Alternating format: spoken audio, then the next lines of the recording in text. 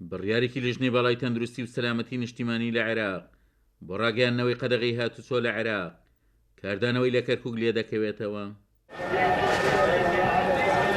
وڵاتیان و کاسبکەرانی کەرکووک بە نیگەرانیەوە لە بڕیاری ڕاگەیاندنەوەی قەدەغەی هاتوچۆکە دەڕوان و دەڵێن بڕیارەکە لە بەرژەوەندی کاسبکەراندا نییە. بەڕاستی خەڵکی بێش و بێکارە بێ، خەڵکی بێکەسابەتەکەوێ لێی، خەڵکێ زۆر نەبوون هەیە، خەڵکێ زۆر نەدارا هەیە. بەڕاستی شاری کەرکووک نەخۆشەکەی پێوە دیار نییە، لەخوا بە زیاد بێ زۆر ئارامە و لەلایەنی نەخۆشیوە.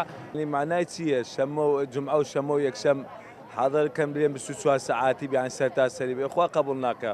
ئەلێ دووشەم و سێشەم و چوارشەم و پێنجشەم لە 8 ئێوارەوە بۆ 5 بەیانی، خۆی ئەسڵەن لە 8 ئێوارە و کەس دەرناچێ حتا 5 بیانی.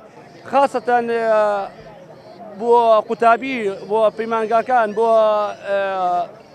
باخچەی ساوایان و قوتابخانە و پەیمانگاکان بەڕاستی ئەو پەڕی بەرەو دواکەوتیە ڕاتەوە. ئایشۆن تاسیر ناکە لە پارێکەوە تاسیرەکە تا لەبانی هیچم نەفرۆشتەوە، کەس ناری بێ بازار لە دوێنەوە ئەعلانێکە نەنێ مەلەت جەوالێ وایە تا یەک دنیا غەرەز مێناوەتە، وەڵڵا یەک دنیا ستانە مێناوە لەسەر ماوەتەوە.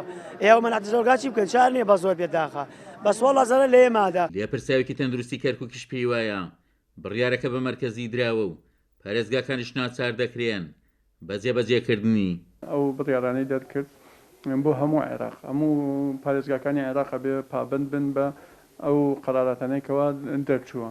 ئەمە خۆشبەختانە لە کەرکووک ئێمە پێش 2 مانگ پێش ئێستاکە ژمارەی توشبووان زۆر بوو، یعنی ئێمە ڕۆژانە یەکەم بووین لە سەر ئاستی عێراقا.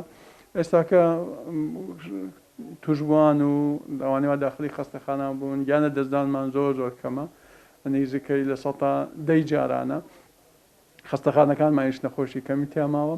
بەڵام ئەمە هەمووی ڕێگرتنە بۆ ئەوەی کە خوا نەخواستە ئەو جۆرە تازەیەکەوە ئەگەر بێتە ناو عێراقەوە ئەوە خێراتر بڵاوە بێتەوە لە جۆرە کۆنەکە.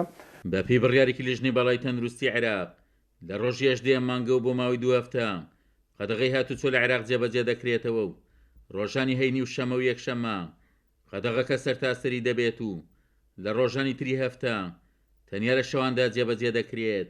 عومەر غەریب، کورسات نیوز، کەرکووک.